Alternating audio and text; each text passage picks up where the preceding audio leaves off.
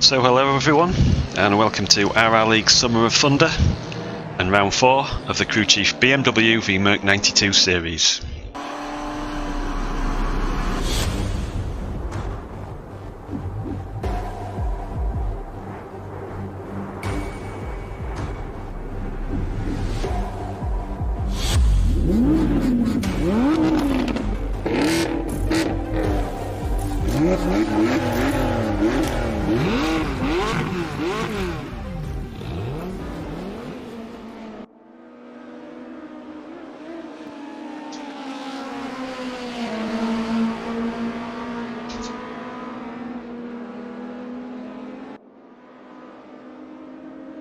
So hello everyone, I'm Simon Fillingham and I'll be co-presenting this broadcast with Miguel Santiago Corral of the 4th round of Season 29 from Spa-Francorchamps here at RRLeagues.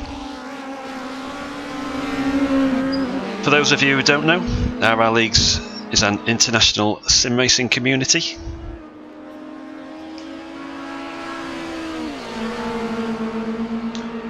Hosting race room and R Factor 2 championships in a professional environment. We pride ourselves on offering a well-polished product for our drivers to embark on their virtual race career. So if you want to be part of what we offer here at RRLeagues, then please don't hesitate to find us at rrleagues.com.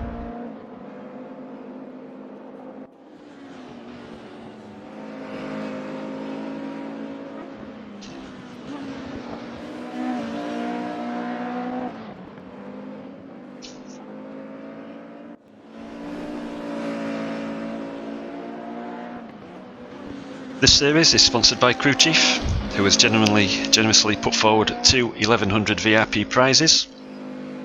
CrewChief is the alternative race engineer for PC and console, and will enhance many current racing sims, giving an extremely realistic and immersive experience.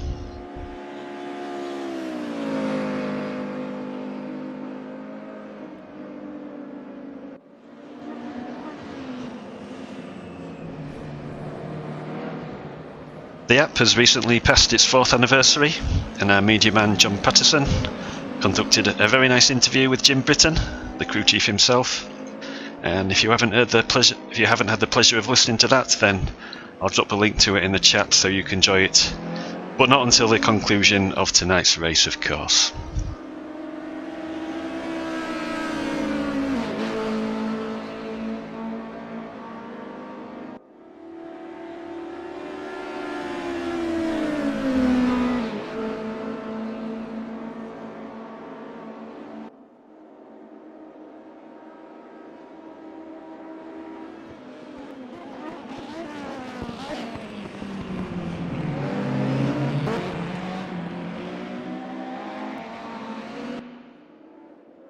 So tonight's race comes from Belgium and the wonderful Spa-Francorchamps circuit. Spa is round 4 of 6 and master start of the run-in of Season 29, and drivers will be looking to maximise their points haul with the finishing line in sight. The 7km track is one of the greatest tests in world motorsport, and the drivers will need to be well practiced if they have any desires for a good result, as the long lap offers many opportunities for overtakes and time gains. La Source, Eau Rouge, Radion, Kemmel, Lecombes, Pouon, Blanchimont and the bus stop will provide lovely images on the stream as the flow of classic DTMs negotiate all the wonderful iconic corners. Lap records here. So the RRLeagues qualifying lap is a 2:25.544, and that is from Jim Britton in the BMW, and that was way back in Season 5, which was the last time we raced this combination here in these cars. In the race, it's Peter Backus with a 2:26.223. Also in the BMW back in Season 5. The global race room records, well, the best DTM 92 time is that of an Opel Amiga with a 2:23.878, But the cars we're interested in is the BMWs and the Mercs. So the quickest time is that of Roman Krasovsky in the 190E with a 225.156. The best time, when I looked this afternoon, from an RRLeagues driver, which is also the best BMW time, is that of Greg Metcalf with a 225.246. There was no time set on the leaderboard by our championship leader, Janko Glavak, who has happened to smash every race room record going in the opening 3 rounds.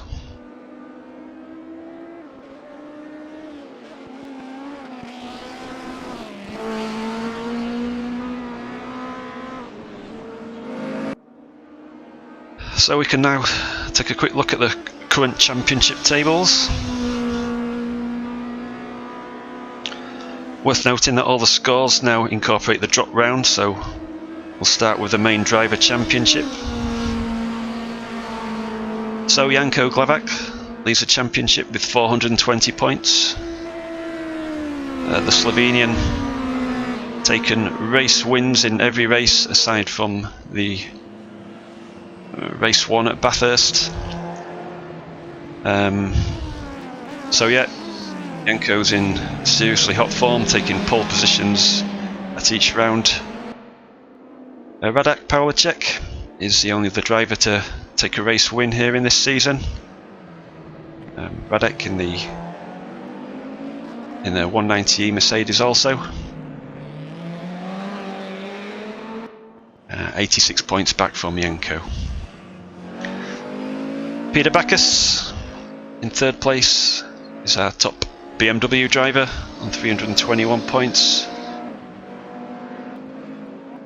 And then the scores all seem to get tight, so lots to play for still for the 2 or 3 podium positions still up for grabs. However, they're all still up for grabs really, still no Janko on the server, so whether or not he's making it tonight.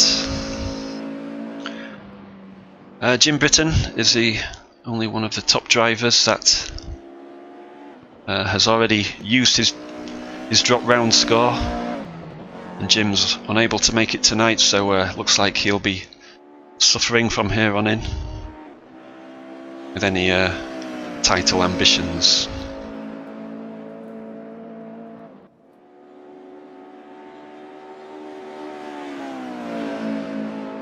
In the team standings, it's Team 77 with a quite commanding lead over CrewChief Megacorp Work Team. KM Racing in 3rd place, doing well. Their team containing an AM driver in Aaron May. So, yep, they're doing quite well considering. And quickly on to the AM Cup, which is currently headed by Stefan de Leidel. Still no Stefan on the server tonight, and he's maybe not going to make it, so again he's going to be struggling from here on in. All the top drivers there have already used their drop round all the way down to Noel Con, so Noel can keep going, then he's certainly in there, going to be in the mix should any of the drivers above him miss further rounds.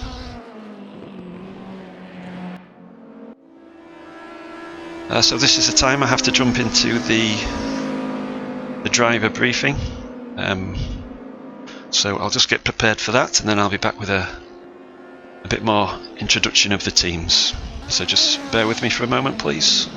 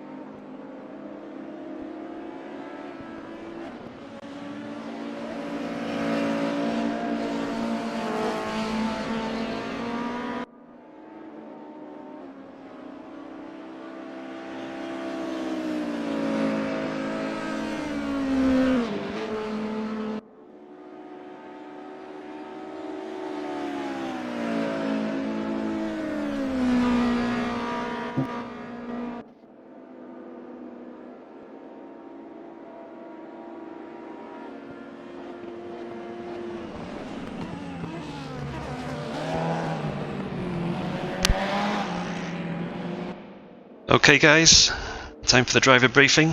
Can somebody confirm that they can hear me okay? Yeah. Thank you very much.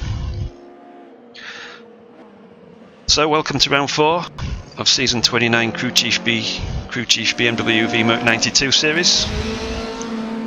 Tonight we're racing at Spa-Francorchamps, whose backdrop is of massive contrast to that 2 weeks ago at Oskarsleben. It won't be any more or less of a challenge though. Drivers will probably have a little more time to think about things this week, but when it comes down to it, we all need to make sure we're racing fairly. That means respecting each driver's space, driving the car as if it had real life consequences, and taking our time with manoeuvres. If you can't pass or have to concede a position, then let it be. Don't try and force anything. Just take your medicine and learn from the experience for next time. The circuit is a great test and will for sure play out some good racing if we all don't get too greedy.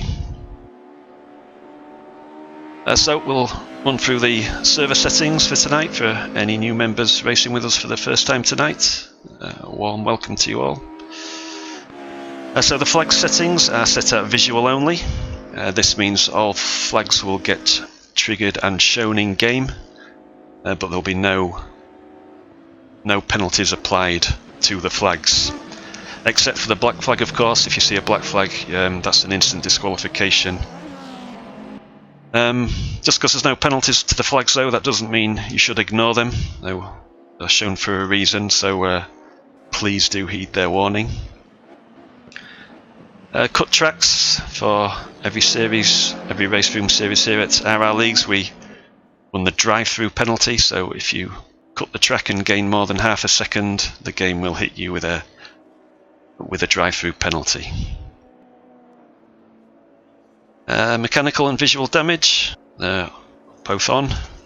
Reverse grid is on. More on that in a moment. Fixed setup, record prevention, and mandatory pit stops are all off. Both race and the qualifying will begin with a traditional standing start. Tyres and fuel are both at ×1. In-game text chat, so as soon as we move into the qualifying and the race sessions, then in-game text chat is strictly prohibited, so that's no sorries, no thank yous. Keep off the in-game text chat. That's after you've finished your race also, as other drivers will still be out on track racing. The pit lane, I believe the pit speed limit here is 80 km/h. There shouldn't really be a need to pit tonight unless you under fuel or you pick up an in-game penalty. But just be careful of the pit entry. If you don't take the pit lane fully, then you will quite easily pick up an in-game drive-through penalty for cutting the track, so make sure you've at least got 2 wheels in the pit lane entry should you need to take the pits tonight. Remember to keep your pit speed limiters on in the pit lane at all time. Pit exit is relatively straightforward, just again keep within the exit lines and that should be nice and safe. On to the qualifying session then, which is set to commence in 11 minutes at 8 o'clock UK time. It's a 15-minute session. Points are up for grabs for the fastest 3 qualifiers. Remember to keep an eye on your mirrors and the track map. If you're not on a hot lap, then just be aware of drivers that look like they might be and do your best to accommodate them. And remember, pit speed limiters must be on during the qualifying session when you're in the pit lane. On to the races then. There's 2 25-minute races. We're straight into the races. There's no warm-up sessions, so after the previous session then there's no hanging around. We're straight into the races, so don't get caught out by that. 2 25-minute races. The second race will feature the top 10 reverse grid.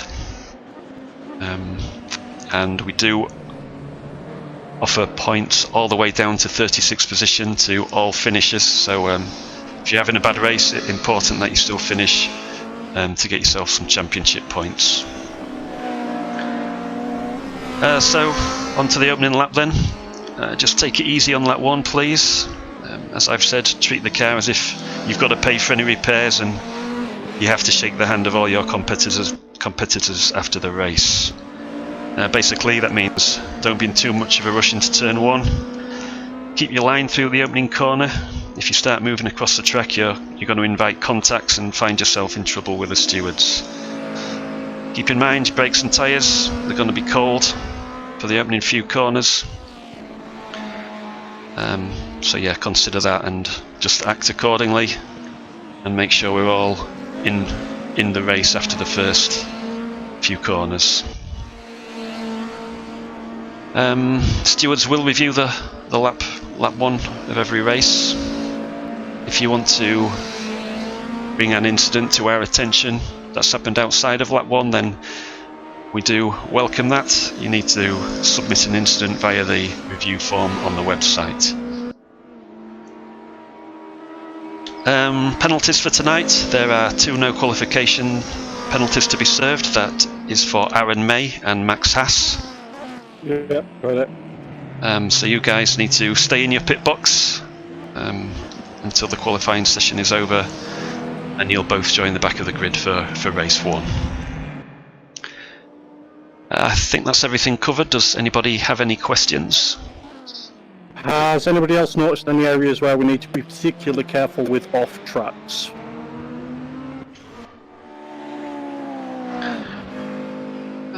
Well, only through experience on your qualifying lap is obviously where you're going to get a cut track. Just for the drive for the penalty, basically, is what I was meaning. Is there anywhere where we need to be particular? Yeah, not that I'm aware of. Of course, we should be racing within the white lines, but sometimes it does happen. But just top of Eau Rouge, maybe if you get too greedy there, and also on the exit of Eau Rouge Radion, maybe if you go too wide. But also into Les Combes at the top of Kemmel Straight, you might just be wary of that chicane, not to take too much if you misjudge it. So, if nobody has any more questions, then I'll wish you all a good race. Stay safe, and we'll see you after the race. You can all leave the Discord channel now, or join the team chat channels. Yeah, but other than that, have a good race, guys. Good luck, everybody. Good luck.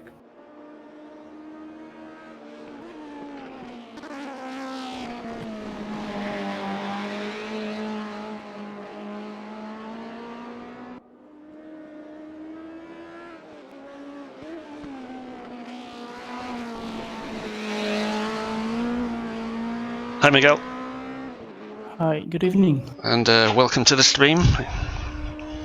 Thank you.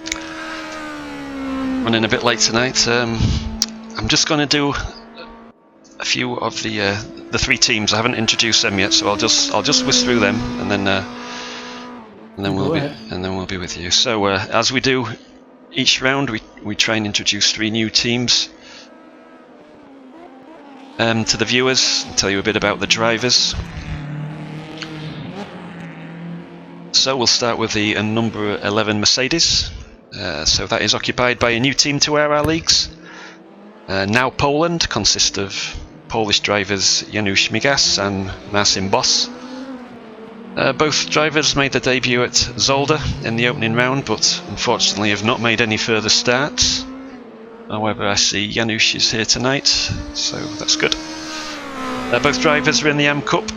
Janusz was joint leader after his strong showing in the opening round at Zolder.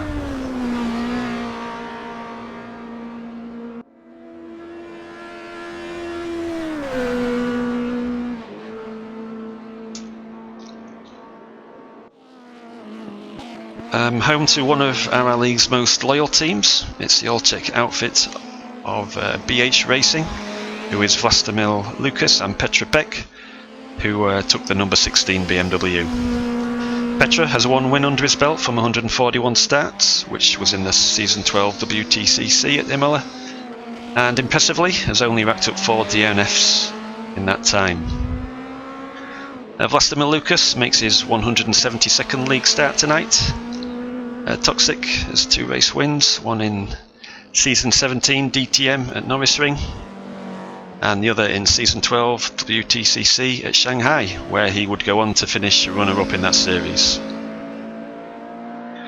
Currently sitting 6th in the team standings, BH Racing will be looking to improve on that in the second half of the season. 77 are the teams setting the series on fire, and will be found in the number 12 Mercedes. Stella Arella makes his 150th start at RRLeagues tonight, and needs little introduction in this community. Triple champion, 28 race wins, 85 podiums. He was 26 consecutive weeks as our number 1 ranked driver, 41 weeks in total. Just 2 DNFs and only 1 penalty point in his RRL career are stats that we will unlikely see again. The guy is pretty much a machine. Most unbelievable though, and very worryingly for everyone else, Ralph is being well overshadowed this series by his teammate Janko Glavak. The Slovenian leads the championship after taking poles and race wins in 5 of the 6 races so far, setting new race room lap records in every qualifying session. Janko is our current number 1 ranked driver, with a win ratio better than 1 in 2 from his 24 starts at RRLeagues. Initially concerned about the pace of the 190E against the M3, it appears Janko has got the bends under his spell so far.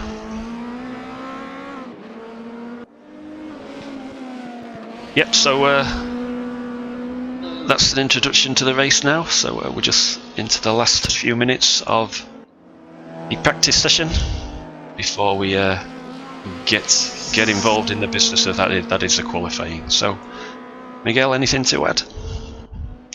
Well, I was very surprised to hear that Vlastimir Lucas only has 2 race wins in his RL. He's consistently there in the top 5, top 10. So I was expecting him to have a bit more race wins, but apparently he's not had that much luck.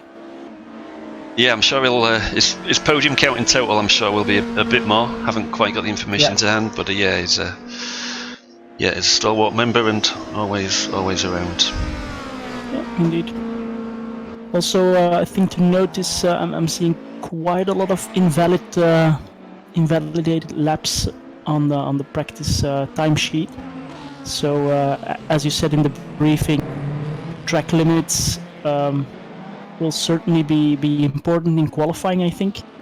During the race, it should be fine. I don't think anyone will gain enough time by going off track to warrant a drive-through penalty. But in the qualifying session, if you're on the limit, it will be quite easy to get some warnings through the lap.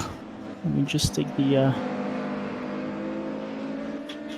Yeah, I agree. Yeah, qualifying is always the issue for cut tracks.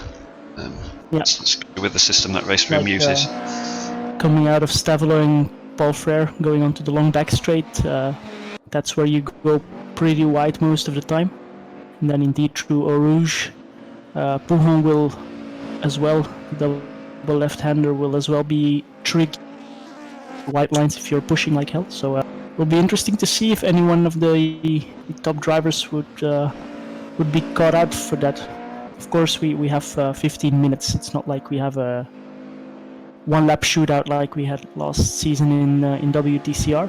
So the guys should have time to put a decent lap in and then start pushing and looking for the limits.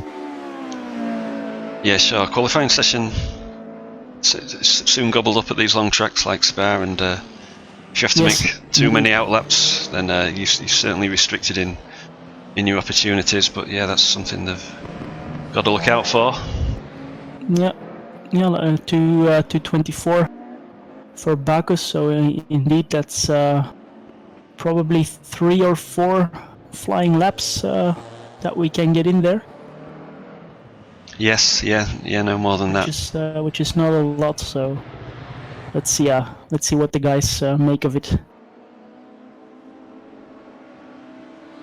Yeah, so 224 already a good time. The qualifying record 225.544. That of Jim Britton in season 5. So been quite a while since we've raced this combination here. Yeah, but I think it's a very nice track for these cars. A bit more open than a couple of the opening rounds, and also, well, looking at the images for the last few minutes, those rear tires will suffer through this race. It's easy to get onto the power just a fraction of a second too early, and then light up those rear tires, lose a bit of time. So for sure, at the end of the 25-minute race, the drivers will be nursing those tires to get the most out of them.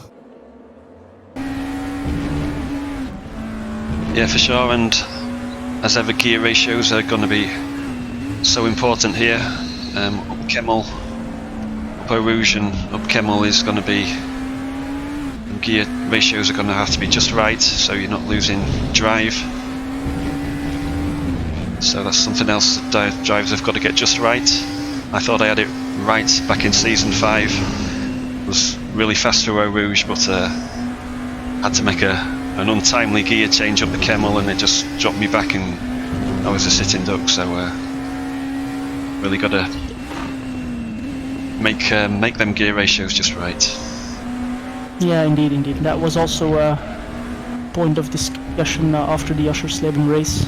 The gearing and the amount of gears being used, because in these cars, every time you shift, you momentarily lose propulsion, let's say, so you lose a bit of time. But I think most of the drivers will be using six gears here around, or maybe 5. But I think 6 is the way. Yes, pretty sure it will be 6 all the way. We'll just ride on board with Greg, because he's been setting the timing screens on fire early. His first out on track as well, so we'll see how he goes. He's the fastest guy on the race room leaderboard in a BMW.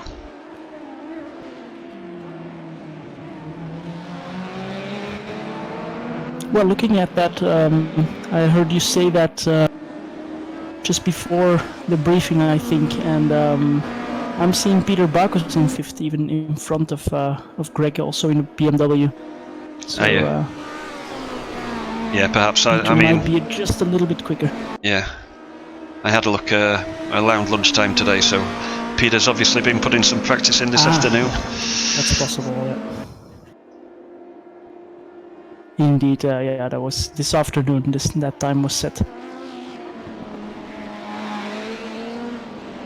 Right, let's see what Greg can produce here. 39.9 for the first sector.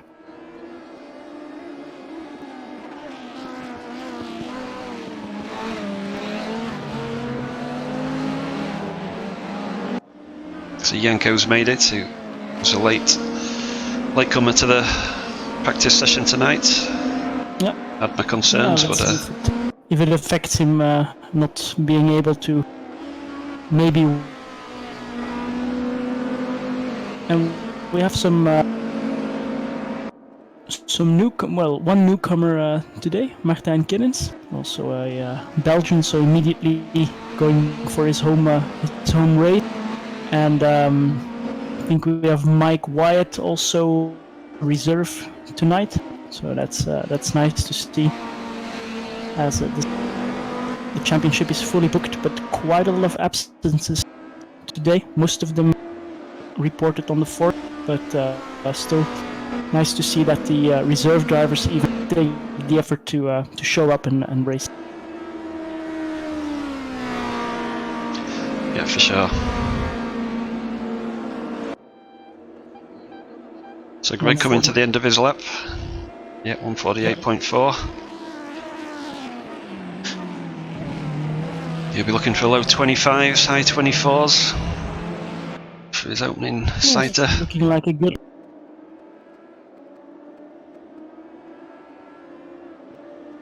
Mid 25. Well, yeah. All the times coming in now. 24.9 for Bacchus as well. So matching his practice time on his first lap.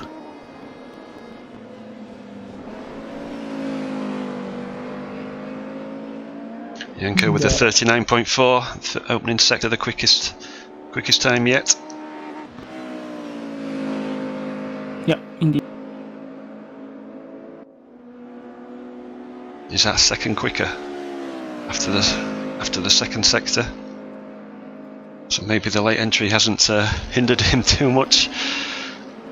Probably not. I think he's that kind of driver who can just jump in and get going. Like Peter Bacchus, for example, also is good at that. Just showing up, sometimes unprepared, and then just crushing the field. 23.6. Wow. Well, that's a new record. Yeah, that's even beaten the Opel Amiga time, which is a hefty car on here. So yeah, straight into his rhythm. Janko takes pole position with well over a second gap to Vlastimir Lucas now in P2.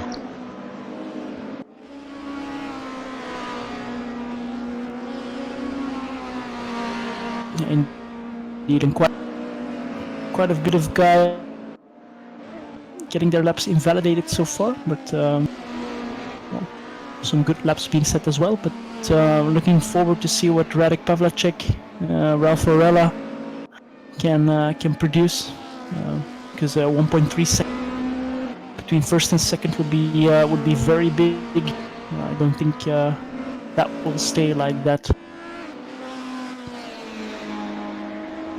No, I expect this. Improving on his own time. Yes, Martin Kennens has joined him in this livery, so an all-Belgian team at the moment. I'll cheer them on. Yes.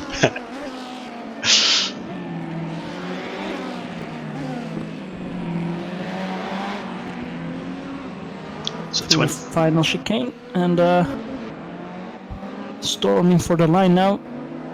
He will move up a bit, I think. Yeah, into fifth. Yeah. Janusz Migas in second. He's an AM Cup driver, new to RRLeagues for this season. So automatically placed into the AM Cup. Yeah. Had a strong showing at Zolder, but missed Bathurst and Oscar Schleben, so dropped down a little bit in the rankings, but showing his class here again tonight at Spa. Indeed, that would be a first in a AM Cup driver getting a second position in the qualifying session. He's also it might be the livery. He's driving the same livery as Janko, and so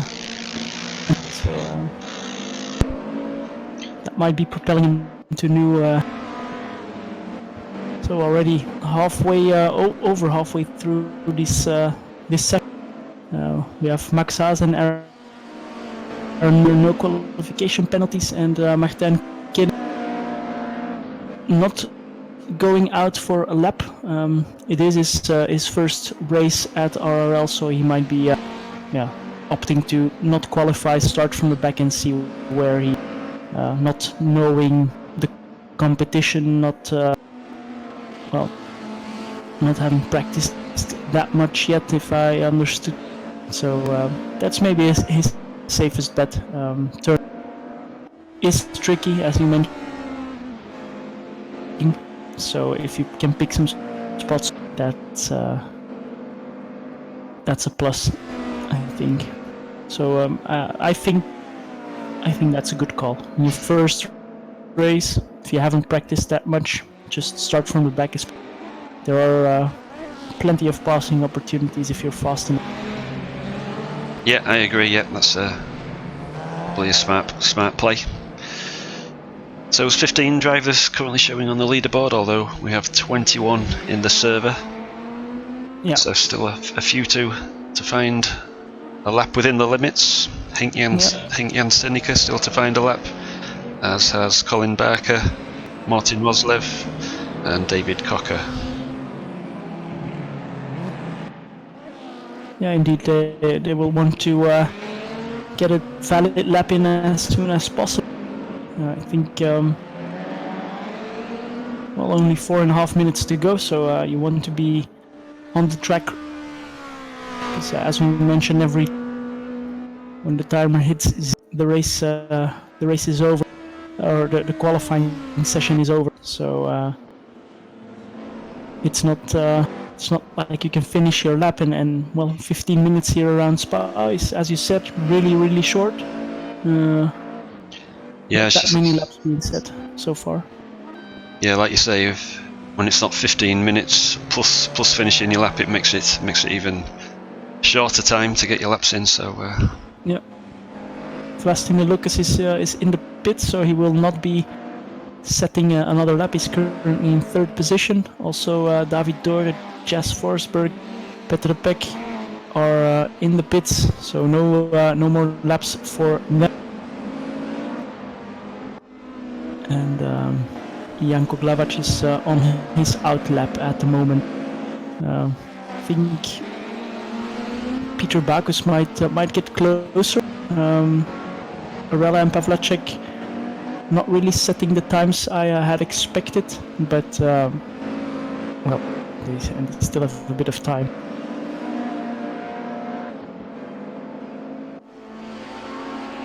Yes, Peter just moved up to P2. The 224.8. Still over a second behind. Yes, the Slovenian very strong. It's very strong.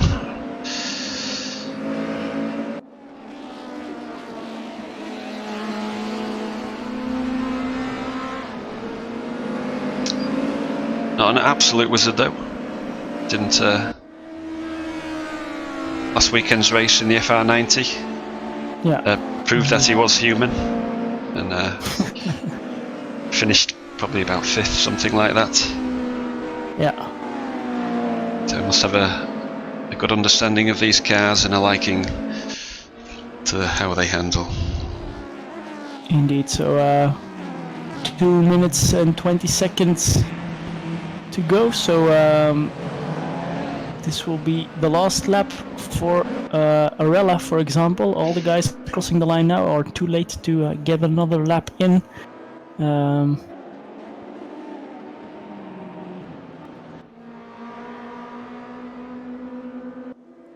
Arella being followed by his teammate, I think.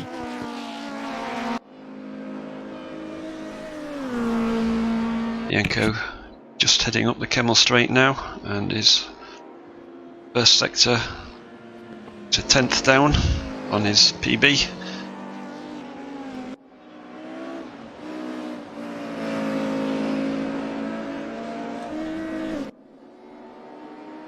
Let's ride on board with Janko.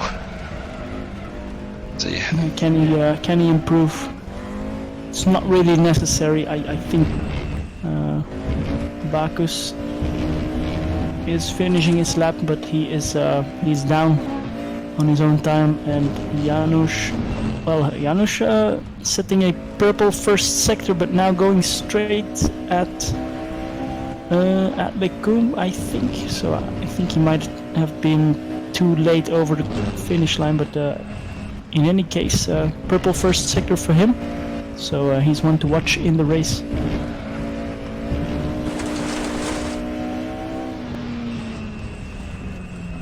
Yeah, Janko's aborted that lap. Mm-hmm. So we ride on board with Radek. Yeah, Pavlacek. Yeah, he's finishing his lap.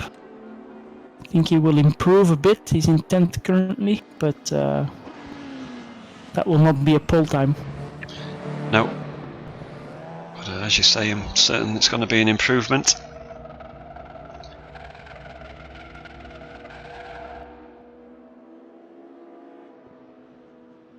Oh. He did improve his time, but stays in 10th position. Stays in 10th. Yep.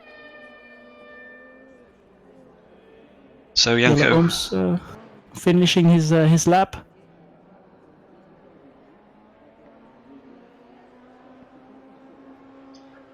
Yes, and Henk Young-Stenica still showing invalid, so not able to make a valid qualifying lap. No, so it's another pole for Glavac.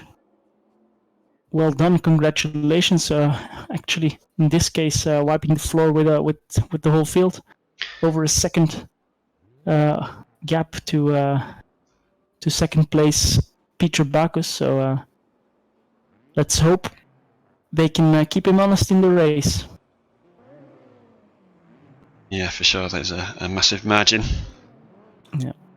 Drivers will have to hope sorry, Miguel. No worries. I was going to say the drivers will have to hope that he under fuels or something like that, and at least makes it interesting for them.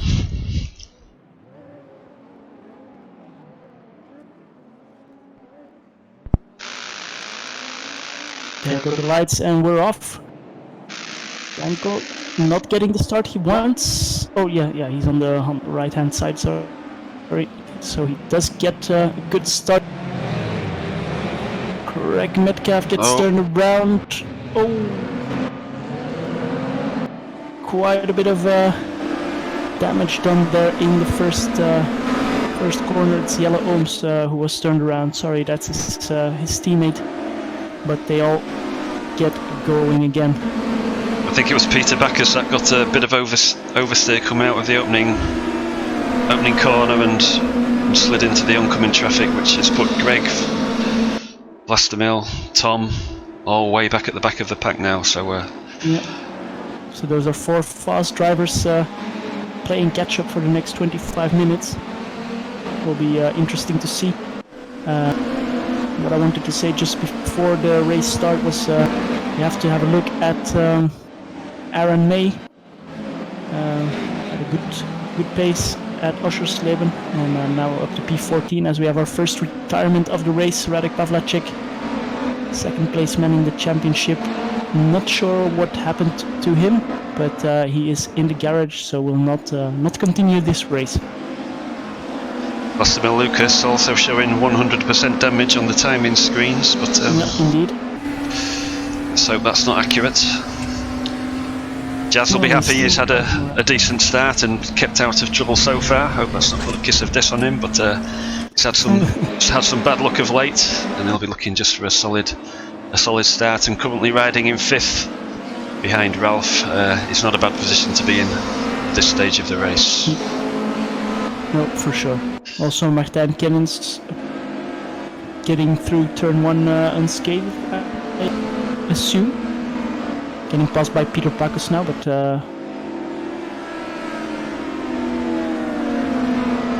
Jazz keeping with Ralph.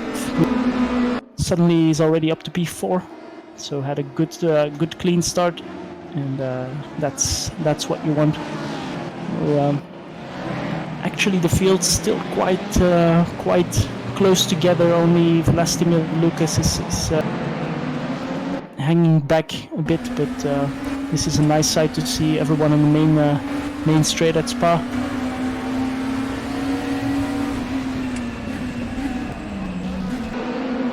Yes, Max Haas, one of the no qualification penalty drivers, already up to P8, so that's a good start from Max. Indeed. Also very recognizable livery there for him, so we can easily follow him. Yes, he's trying to get past Mike Wyatt, but not making it so far. Max has admitted he's struggled making the switch to these DTM 92 cars after a strong showing in much of the chills and thrills season. Not quite up to the performance levels he might have hoped so far, but still out there trying. I'm sure it'll come. Yeah, you need to keep trying. Indeed, he was showing very strong pace in the especially in the multi-class series, both in R Factor 2 and Race Room. So he's now already up to P7 and showing good pace. So let's see what happens there. Meanwhile, gap at the front over 3 seconds already. Janusz Migas firmly in second position, but not able to stay with Janko Glavac.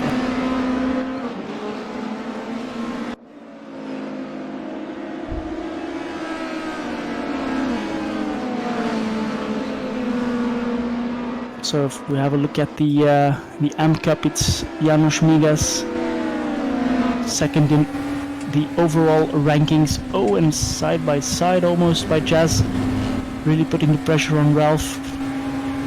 Let's follow that. Can he make the pass into the right left chicane?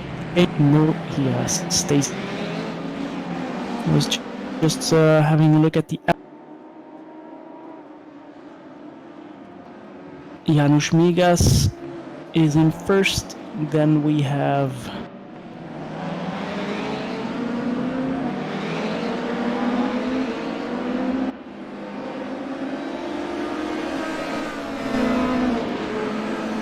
Nolcom. He's in second and 10th overall, no 11th overall, just getting passed by Yellow Ohms. And then we have Aram May in 15th. He's in third in the AM Cup. So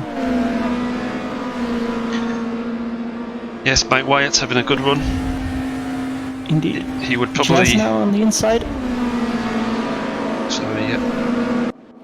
But he stays, keeps it civil. Yeah, Mike Wyatt, reserve driver. He would probably be classified as an AM Cup driver had he made the start of the season. Indeed. So he's well up at the moment, behind Max and just in front of Colin.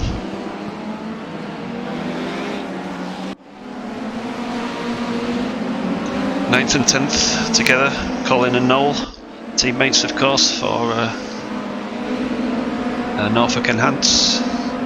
Yeah, if they can keep it that way, that's a front row lockout for the second race.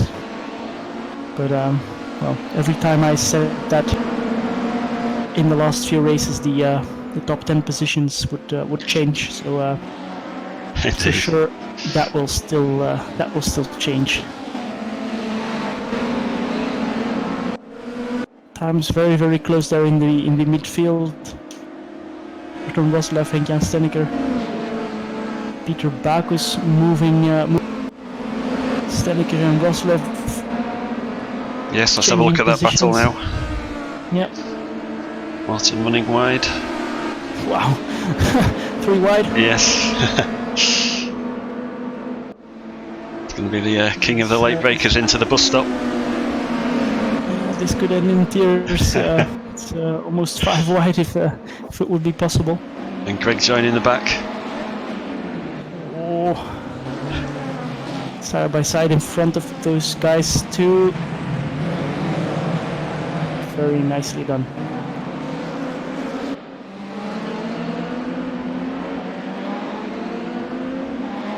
That's one hell of a battle with I think that's Yellow Ohms actually in P10 is at the front of that group, just a little bit in front of that group.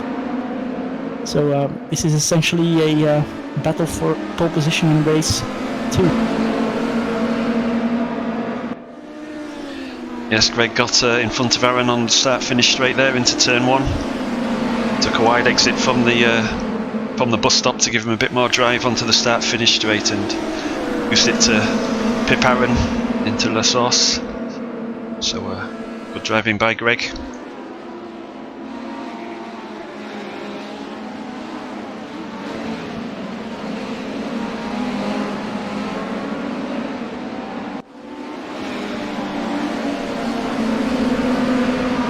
Oh, bit of a touch there. Greg will take another position if he's late on the brakes. No, he's early on the brakes, so needs to let Tom Korhonen through. But well, that's what you get when you get 4 top 10 drivers at the back of the grid after lap 1. They all need to play catch up. Also, kudos to Vlastimir Lucas for keep. Yeah, let's take a look at Vlastimir, see if we can see any damage. And yes, his front, at the front does look a bit crumpled. He's not too far back from this group, so if these guys keep tripping over each other, he might get close. Let's take a look at Martin Kennens. Looks like he's having some fun out there, finding his feet. Yeah. Always a bit intimidating coming to a new community, but I'm sure he'll settle in just fine. For sure, especially in this series, it's not the easiest to just jump in and be competitive. Looking at the times. Meanwhile, David Dorre putting the pressure on Janusz for a second position overall. It's only half a second behind, and also Jas Forsberg got past Ralph Arella. Yes, we've missed that as we was looking at the other battle. Yeah, but still, this battle still raging on. Morten Roslev now in 10th spot.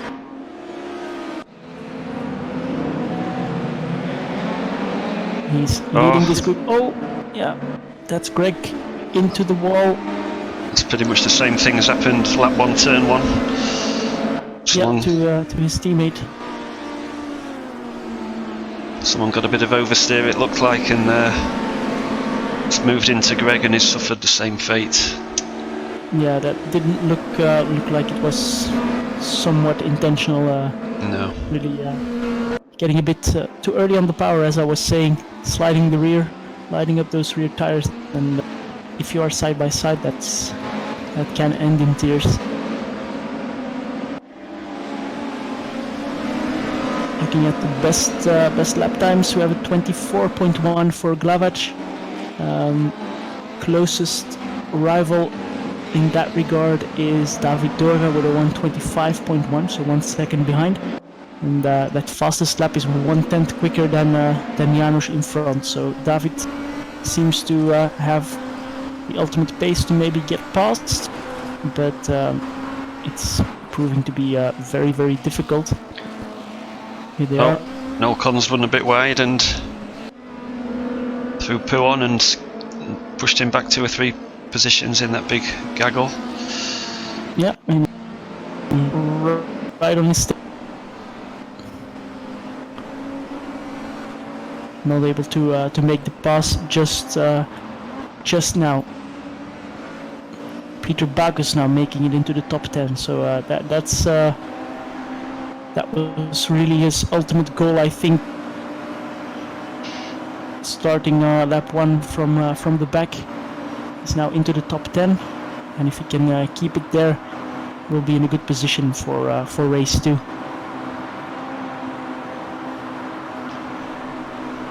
KM Racing now together in 12th and 13th, so they've made good progress through that battling group.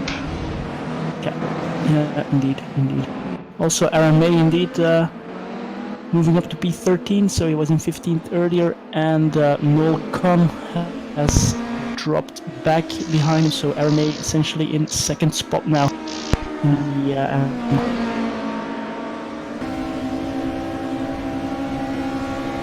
Riding with Ralph now, he's got a good run on Jas, it seems, up the Kemmel Straight, but... Oh yeah. At the inside. It looked like Jas had a good run, but he had to change gear late up the Kemmel Straight, which just gave the feel that Jas had to make a gear change, which dropped him back a little bit into the clutches of Ralph. So maybe that's going to be a last lap move into Lecumbs. Yep. But nice driving by these guys, and also to be honest, Janko not really running away with it. I mean, he has a 5-second gap, true, but he has clean air, while Janusz has David Dorre all over the back of him. So he will have to cut out for him in the second race for sure.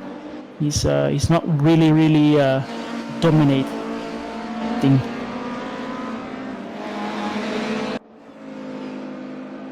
And now again a long straight. Let's see if Jazz needs to shift again. And Ralph now getting into the slipstream, but Jazz going defensive, of course.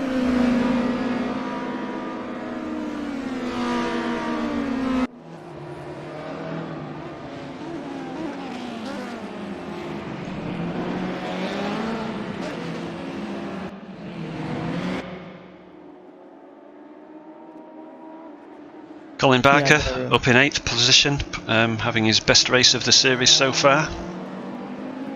Often failed to find his true pace in these cars, but good to see that this particular combination is suiting him well and showing good pace to take himself up to P8.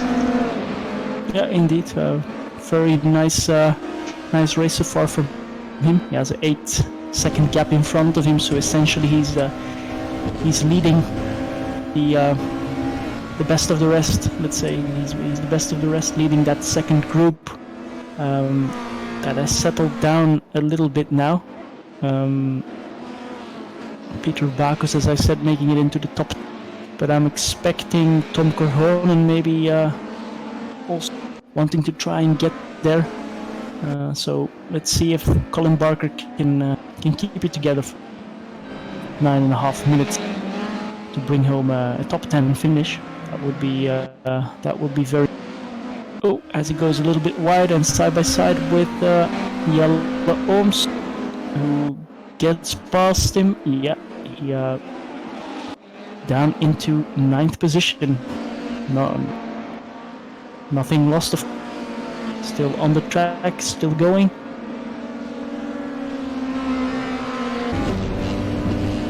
Has Peter Bacchus made a position over Martin as well, or was he already in P10? I can't remember.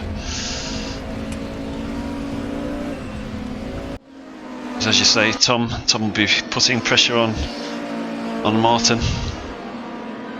Yeah. Hoping to drag his teammate along with him, Aaron. Indeed. Meanwhile, Ralph was as close as ever through Stavolo, but not the best of runs onto the back straight. So he's just a little bit.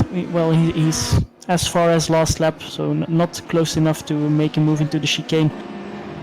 Unless he actually absolutely sends it, which is not what you expect from Ralph. So soaking up the pressure is Jazz. Very nice performance from him.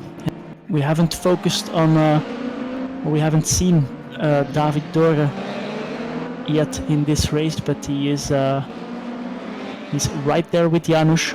Having a look at the lap times, well, the last one was invalid for David, but he's really piling up the pressure on the Mercedes driver now. Yeah, David's best lap is slightly few hundredth faster than Janusz's, but not a lot between the two drivers. No, for sure. Ralph going for the inside, and again, Jazz manages to just that bit later to keep him behind. Yeah, Peter Bacchus now applying pressure on Colin Barker, top of the Kemmel Straight, but tucks in behind the Englishman. Decides to wait for a better opportunity. Yes, indeed. So still battles up and down the field, as we only have 7 minutes to go in this race, so time flies by. Tom indeed has got ahead of Martin, now is in 11th place. As well, yeah. So one more spot to go for Tom if he wants to get a good shot at race 1, race 2. So. Yeah, world of difference between finishing 10th and 11th. Yeah.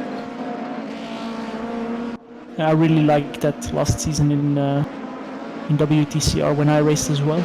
Even if you are outside of the top 10, you keep that hope of getting there and then suddenly being in a great position for race 2. Yes, it certainly gives you something more to consider and to keep pushing, in the belief that someone ahead will make a mistake. Colin Barker now, soaking up the pressure by Peter Bacchus. I think there will be a pass by Peter here at the end of the straight into the final.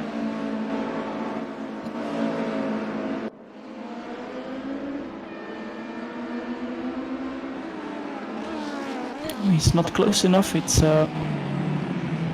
difficult to follow a car, of course, through this very fast section in Blanchimont, especially with these soft suspension cars, not that much downforce. So you really need to be in the perfect position to try and make a pass. Again, Ralph Barella on Camel Straight, getting close but not close enough. Can Peter Bacchus do it on the Camel Straight? Yes, that's fine with Colin looking back on Peter.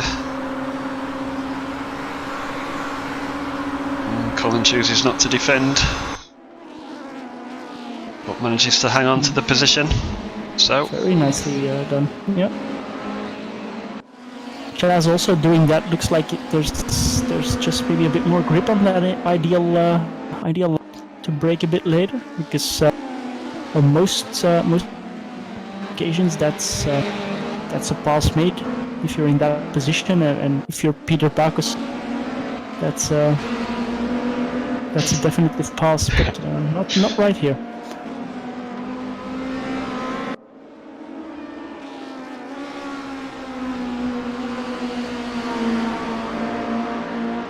all the time Tom's catching Colin and Peter. He'll be hoping, still have hopes of that P10 position. Yes, indeed. It's under second now. Peter as close as ever. Westermill's got past Aaron. I think Aaron must have made a mistake, perhaps, or maybe not. Oh. Bacchus is on the inside on the grass now.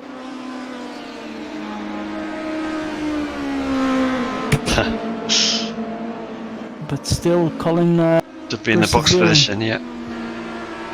If he keeps it inside line through Blanchimont, and then must surely defend on the inside into the bus stop. No, he chooses not to. Open. Yeah. But Peter. Oh, and Tom's putting his nose up the inside. Got very tight there. A bit slow out of that chicane for Colin Barker. Yes, it looks like he's lost the position. Yeah. That was all it took. A small mistake out of the chicane, and that was passed on for Peter Bacchus. Now Tom Corhonen. Will he try and go side by side through Eau Rouge? No, he already slots him behind. Wise move from him. He only needs to take this one position to be on pole position for race 2.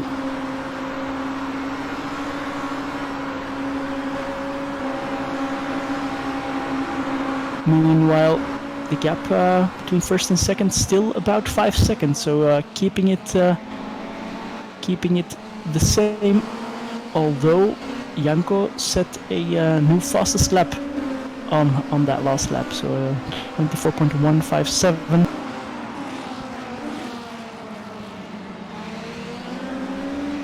And Janusz just with a little bit of a bigger gap to David Dorges, so he's he has it under control, let's say. Let's take a look at Petr Pek. Looks like he's coming under some light doing pressure great. from Max. Yeah, but he's having a great race as well. 6th position for him. Taking the points maybe his teammate Lucas would take in a normal situation. But very, very close there. Also Ralph and Jazz keeping at it, and Max Haas and Petr Pek. Korhonen, we'll have to see if he gets into the top 10. And let's quickly have a review of the AM Cup. It's Janusz Migas in 2nd position. Then it's indeed Aaron May in 13th, and Noel Con in 18th for the AM Cup. So those positions staying as they are. And Tom now getting past Colin, just on the same spot as Peter Bacchus did, going out of the final chicane.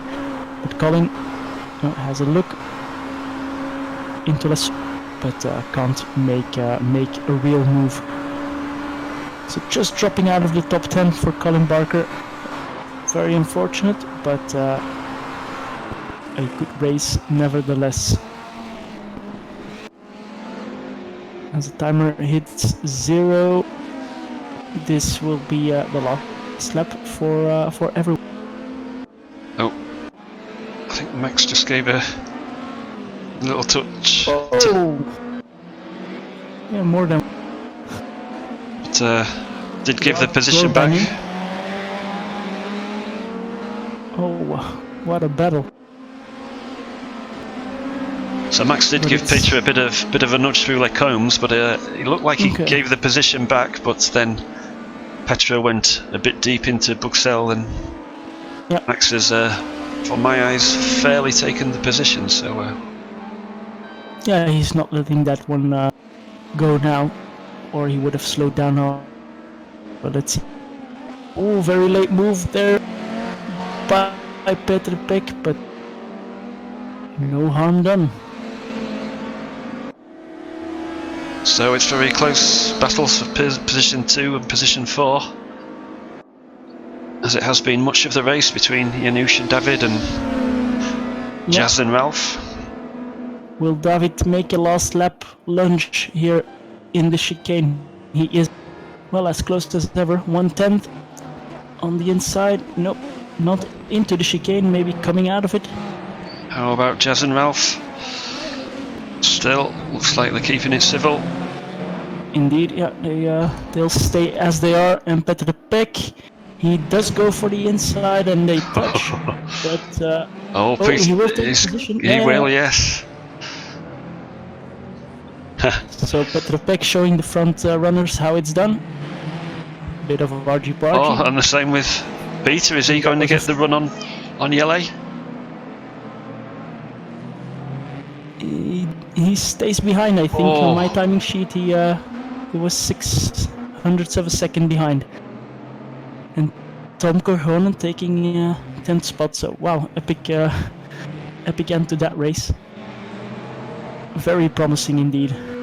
As I said, Glavac not really running away with it, so he will him if he firstly needs to get through turn 1, being exactly in the middle of this pack, and then he needs to try and pass everybody to get back to where he wants to be, and that is the top step of the podium for race 2 as well. Yep, sure. David Cocker now, our last place driver, coming through the bus stop to finish his race. But yes, he's not. That's a slow car. He's just taken the position of Martin Kennens. Martin? Oh. Okay. Looks like he gave him the position.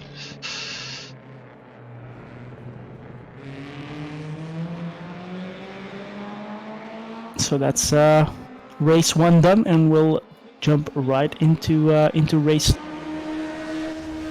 But it's promising to be a cracker again for race 2. The only non-finisher, Radek Pavlacek, already in lap 1. So let's hope he can have a better race from the back of the field in race 2. Yes, let's hope he's stayed in the server and joins the grid for the second race. I'm sure he'll be a threat, but as you say, it's going to be an uphill battle, starting from the back of the grid. So Tom and Peter on the front row, both very fast drivers. They'll both be eager to come out of that opening turn in the lead of the race, be able to build on their race strategy from there. Yeah, indeed. And once again, a nice mix between Mercs and BMWs here. You want to take the start, or shall I? No, it's all yours, Miguel. Okay, and there we go, and we're off. Bacchus taking the lead from Tom Korhonen already, so good start off the line. Let's hope the first turn here is cleaner than in the first race, and it is. Very nicely done, everybody. And we have the next challenge, Eau Rouge. 2 wide, 3 wide. Take your pick. Once again, very civilized. Now that's what we really want to see. Peter Bacchus followed by Ralph Arella. Now he's Ralph making it into second position already, and Janko Glavac already up to P7. But making it through the first few corners and laps in one piece with the whole field makes the racing that much better, because everybody stays bunched up a lot more. Yeah, so good start for Peter. Ralph up to second, another good start. Unfortunately, Radek has not made the start of this race, so that's will be a big loss to him and his championship hopes. But yeah, indeed. Max Haas was side by side there with Tom Korhonen. He did make the pass, but couldn't make it stick in the end. So back to P4 for Max. Petr Pek up to P5. So good start for him. And where's Lucas? He kept it clean and up to P9 now. So better race start for him than in race 1.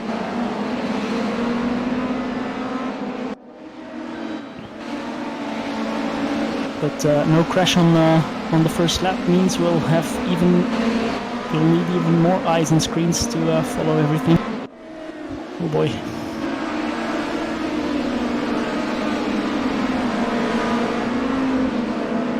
I think Max. Oh no, he's under pressure from Petre.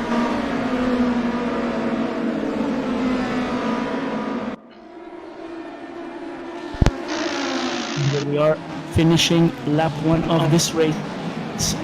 Peter Bacchus is in the lead, followed by Ralph Arella. Tom Korhonen is in third, Max Haas in fourth, and we have Pek Glavac just taking the position from Forsberg there out of the chicane. Then Lucas, Ooms and Dorga rounding up the top 10. Glavac and Forsberg really battling it out now. Slovenian up into P6. Now he's 3 seconds off the race lead. I think Jazz is going to attack here. Has a good run and has the inside line. Oh, no. I thought he would have some overlap, but... Yes, didn't quite have the drive to get alongside Janko. Maybe it was that gear change that just cost him that final bit of drive that needed to pull him alongside.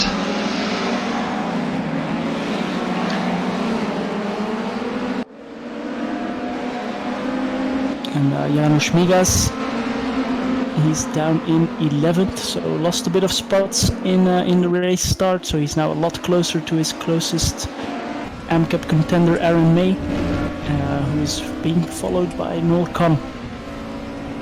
the AM Cup positions the same as the race 1 finishing positions so far.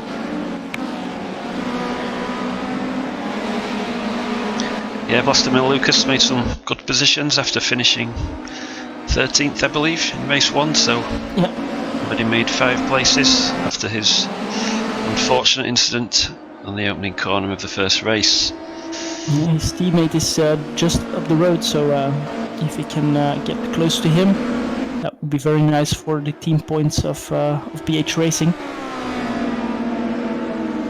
Yes, Ralph looks like he's closed a little bit on Peter. Will he be brave enough to make a move into the bus stop? Peter defends on the inside. Can Ralph cut back and get a good drive? Oh, he'll have a better run. Oh, pushing Peter. Yeah, Just Petra. didn't have the room to develop the speed, I think. Petra and Max coming together again into the bus stop. Oh yeah, it's getting close there for P4. Janko gets underneath Petra and is up to P5. Yeah, it's up to Max now to try and keep him behind. Janko putting on his light. Ralph right up behind Peter.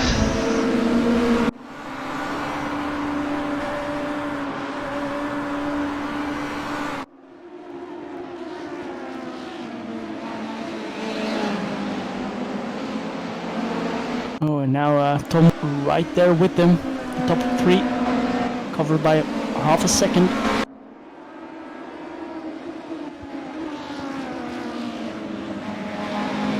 Oh, and Janko already got past. Oh dear, Haas. Tom's. Oh, and there's a collision. Yes, El got a bit tight through Buxelles and there was a bit of nose to tail tapping, which unfortunately spun Tom and it's dropped all the way down to 15th. Yeah, he gets going again now, but that's a shame for him.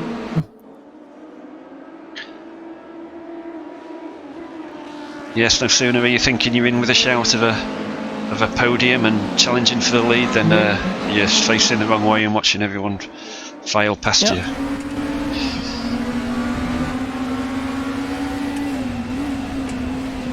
So it's Bacchus from Arella from Glavac. Now once again, Arella and Glavac are teammates, so let's see what will happen here. We had the same situation at Oschersleben, and it's not like Arella just moved over, but when Glavac did make a move, he didn't make it very, very difficult for the battle behind Petr Pek is really heating up.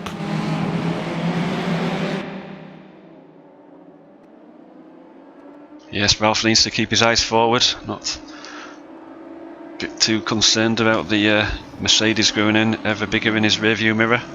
No, indeed.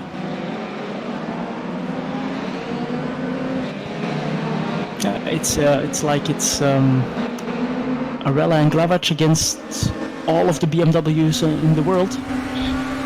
They're there second and third, and then they're followed by I think 6 or 7 BMWs.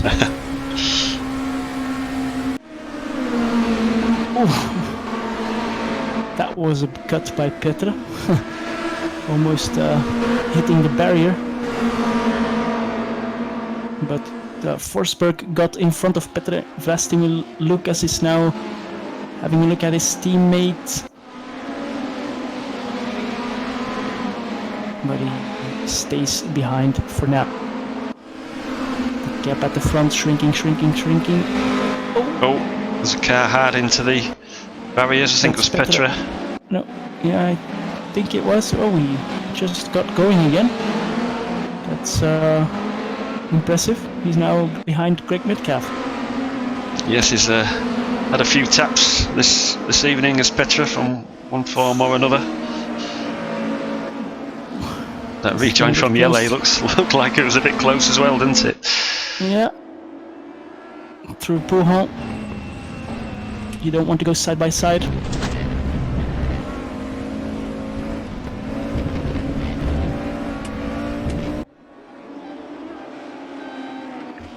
So I have the whole field still covered by half a minute.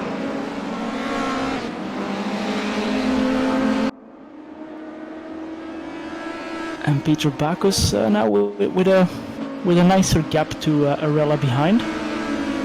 So I think Peter knows it's money time. He needs to go as fast as he can now. Try and keep Arella and Glavac at bay as long as he can. It would be nice to see another race winner next to Glavac and Pavlak, but well, we'll see what happens there. Martijn Kinlens at the moment last place, but he is in a close battle with Nolkan, so he's having, or at least I hope he is having fun in his home race. The other Belgian, David Dorge, in 7th position at the moment, but right there with the guys for the top 5. Yeah, Nemanja Manojevic, another one of the top fast drivers here, especially in these cars. Unable to make the race tonight, so that's 2 this series that Nemanja has failed to make. As Janko looks inside Ralph into Les Combes, and Ralph offers little defence, and Janko's up into P2 and will start his hunt of Peter. Indeed, almost no resistance there by Ralph. But you need to think about the team points, of course. If he thinks Janko can close that gap, and if there is anyone who can do it, it's him. Then that will be a nice team play. Maybe even slow down Peter a little bit to give Ralph a chance of P2. We'll have to see. Vlastimir Lucas making it up to P5 now, so better run from him. Petr Pek, his teammate, in 9th position. And for the AM Cup we have Janusz Migas in 10th, Aaron May in 13th, and Merc in 18th position. Yes, Greg Metcalf a couple of seconds behind this fighting trio of Vlastimil, Jazz and David. But Greg has shown some great pace, practice and qualifying, so I'm sure it won't be too long before he closes down on these 3 drivers and makes it a 4-way battle for position 5. Yeah, indeed. Well, David Dorge in front of him is a bit quicker than Greg on pure pace. Was also in the 3rd in the opening round. So Janko already up to Peter. He'll just be biding his time now and waiting for a clear opportunity. 12 minutes left in the race, so doesn't want to make any rash moves that will possibly cause a spin out or any inconvenience. Yeah. Well, he got out of last source with quite big of a gap. I would have thought he couldn't get close to Peter, but but he seems to have another gear or something, or takes his gear shifts efficiently. Oh, cut back there from Peter. Peter's not letting this one go. Peter style. Yeah, he's not letting this one go. That's probably another lap that Janko needs to stay behind. And Ralph is right there now, once again.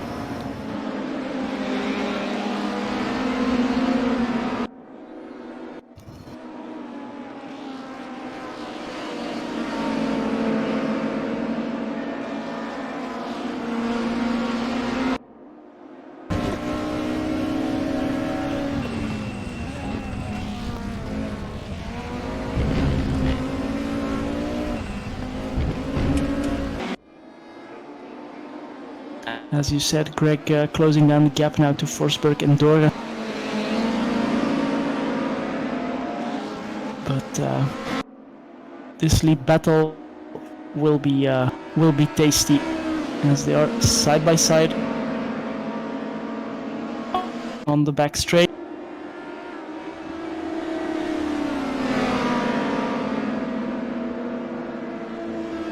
Ralph just waiting to take advantage of any mishaps coming into the bus stop. Janko's on the inside, looks favoured to take the lead. Yeah. Oh, they touch. I think Peter will keep this one for now, but Janko's on the inside again. If they're not careful, Arella will be in the lead after Lassource.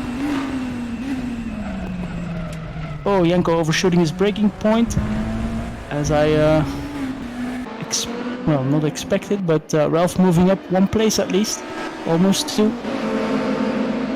Yes, and there must have been an incident a bit further back, as Greg Metcalf is now up to 6th, and Vlastimil and Jazz have dropped down to 9th and 10th, so there must have been some contact somewhere there. The cars show no signs of any contact, but there probably was.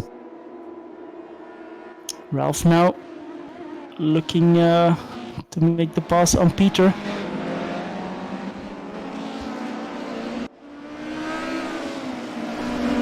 Tom Korhonen, after a less than ideal first half of this second race, trying to move up, he gets past Mike Wyatt and is now just behind his teammate.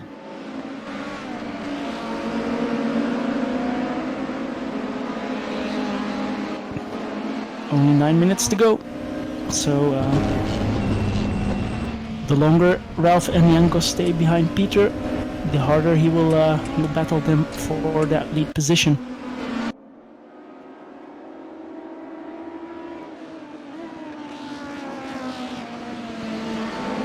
Must take this opportunity before we get to La Source and the exciting times. RRLeagues has a race club event on next Saturday, Saturday the 29th of June. It's a 90-minute race, I believe, for the Group C and Group 4 classes. So if you want to get involved in that, it's just a one-off event. Yep, next Saturday afternoon, so just check out our forums for information on that, and get yourself signed up for what will be a great multi-class event here at RRLeagues. Indeed, it's a 2-hour race. 2 hours, thank you. Just seeing that, Group C, Group 4, so just join us for that. I'm signed up for that race. I hope to make it. Just need to get some practice in. Never driven the Group 4s, but and never driven Salzburg Ring, so let's see what that brings. You will need some practice in the Group 4, Miguel. Yeah. Don't leave it till the day. Indeed. As we go through Eau Rouge once again, Peter keeping it tidy. Gap between Janko and Ralph is smaller than the gap to Peter in front, so we might see a position change in 77, but no lead change I'm expecting. Janko not going for the inside, no. so I wonder if Ralph and Janko was maybe built this setup between them, perhaps, so gear changes and gear ratios might be the same between the two cars. Yep, possibly. Max Haas, as we were saying, doing a lot better in this week's race, in up to P4, and David Dorga up to P5. Greg Metcalf is right there with them, so indeed he's also showing good pace. But Dorga's fastest lap at 24. Peter Backus's fastest lap at 24.8, and the rest of Nigash also 24.8, but the rest of the field all in the 25, so that includes Arella, that includes Glavac, not setting the timing sheets on fire so far. I'm sure he'll be chomping at the bit to have a go at it, though. Just needs to clear his teammate and Peter, but that's no mean feat. Indeed, and in looking at last position, Martin Killens is in last, but he's still within half a second of David Kochka. So a good time there, and trying to get a good run.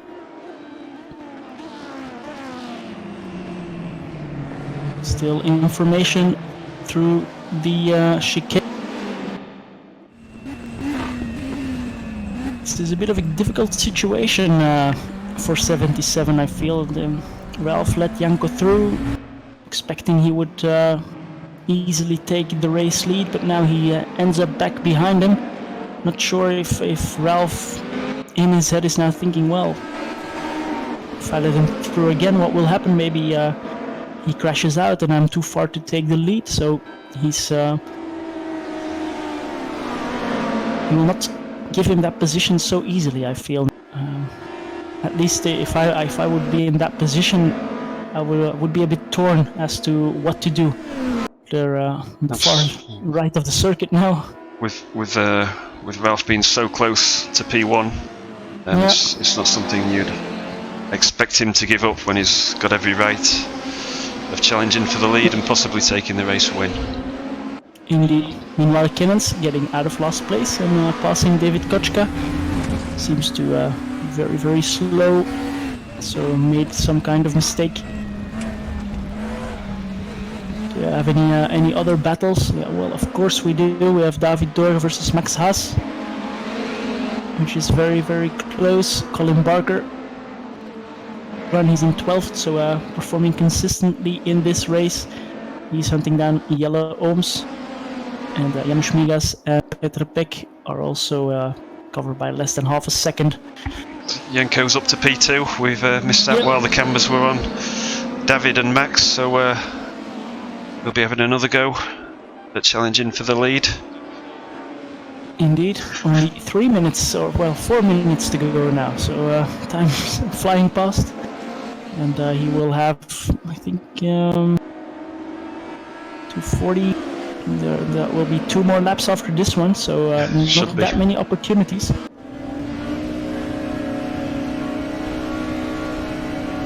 So, Greg's always closing in on the Max and David battle too, so I'm sure Greg might get maybe one sniff of the oh, and Janko's. Oh, that's a lead change almost. No. Peter takes it back, a bit of a tap. They're out of the chicane, but Peter retakes P1 and lives another day. Yes, Peter was able to take that wider line onto the straight again, so had to have better drive. There was a bit of tapping through the bus stop, but it's as you were as we start the penultimate lap. Janko, but he should have it now. He will have to go around the outside, that's for sure, but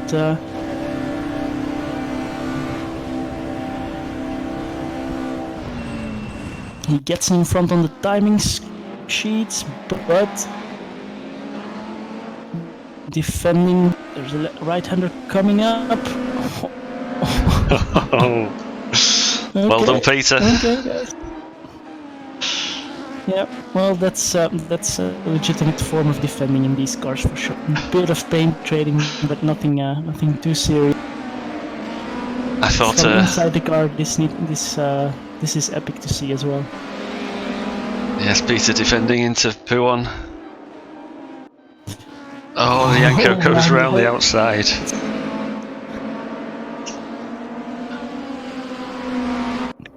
Peter needs to make a move now if he wants to retake.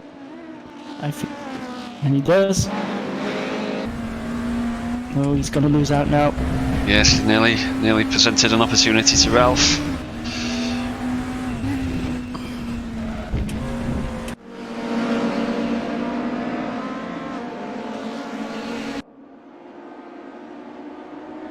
But well done by Janko. He knew.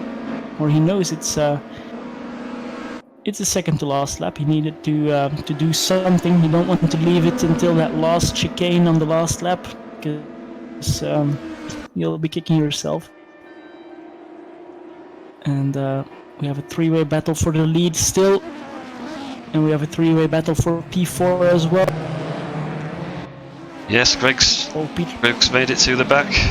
Oh, and just catches David into the bus stop, so I'm sure Greg is gonna wait for David to recover there. Yeah, he waits on the inside there. But, gives opportunity for Petra and Vlastimil to get ahead. Oh, that's a great positions for BH Racing. I felt like Peter got a good exit out of the chicane. I thought he would get a better run. Janko on the grass, looking in his rear mirror probably, and losing a bit of speed, but defensive on the inside and keeping it together.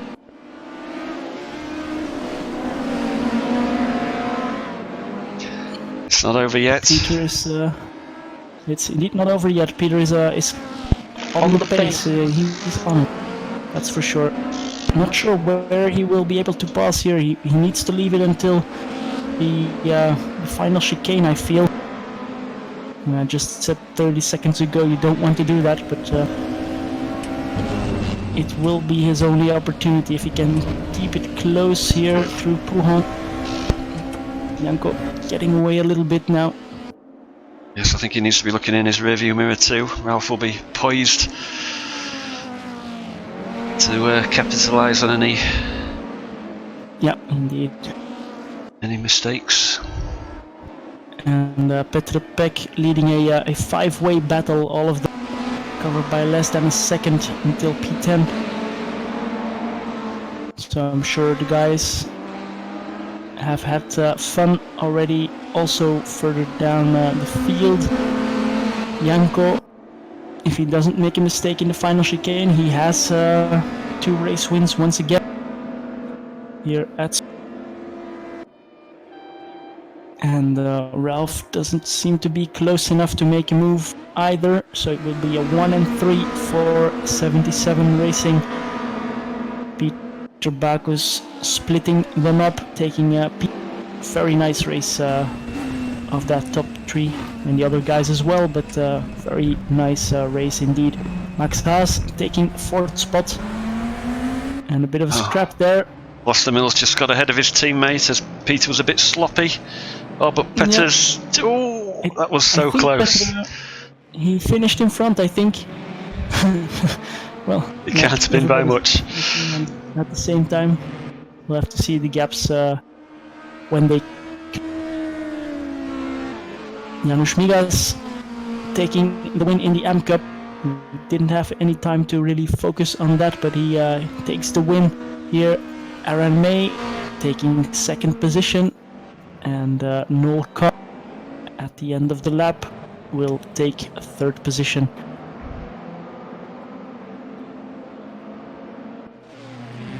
So once again, a very entertaining 2 races here tonight. Martijn Kinnens will finish his 2nd RRL race in 18th position. And I think he had a nice little scrap there with David Kochka and Noel Kahn in front of him.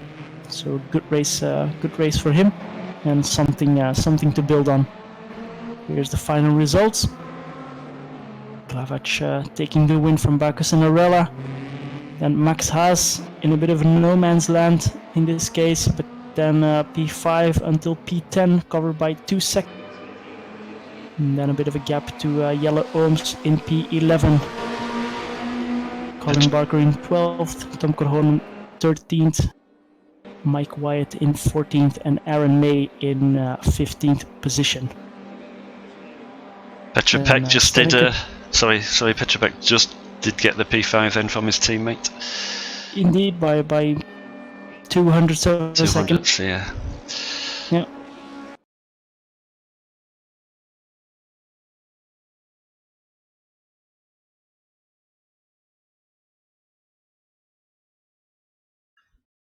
So it's another entertaining evening in this CrewChief BMW v Merc 92 series. Once again, as expected, Janko was very fast. Yep, indeed. Took his time to get to the front in race 2 until lap 10, but yes, he executed his overtake well, and yeah, we look forward to 2 weeks' time where we are at Brands Hatch, the Indy circuit in the UK. So looking forward. Will be action-packed, just such a short track. Yep, no doubt. There'll be action everywhere we look for that one. So yeah, Janko Glavac takes both race wins. Will increase his number 1 rank, I'm sure. He'll make it even stronger, making it harder for competitors to catch him. Yeah, for sure. So can we say thanks for watching, and hope it was an enjoyable stream and we've kept you well informed. As I say, don't forget the race club event next weekend at Salzburgring, and hopefully it will be a great event, and as a great circuit like Salzburgring too will be a perfect match for the Group 4 and Group C cars. Yeah, looking forward to that, and well, you can join us in 2 weeks' time for the next round, which will be live streamed as well. And next Wednesday, we'll have our Formula Race Room Junior live stream, as always, hosted by myself. So tune in for that. So plenty of racing still to go in this Summer of Thunder. And if you want to join us in any of the series you see on the screen here, or if you want to join us later or for the race club events, just look for RRLeagues.com, and I'm sure you'll find us in any shape or form. Yep, can't agree more. Come and find us, and hopefully you'll enjoy racing with us and our growing community. So on that note, thanks Miguel once more for providing some good commentary there on this exciting couple of races, and we'll see you in 2 weeks' time at Brands Hatch. Yep, thank you. Good night, guys. See you in 2 weeks. Bye.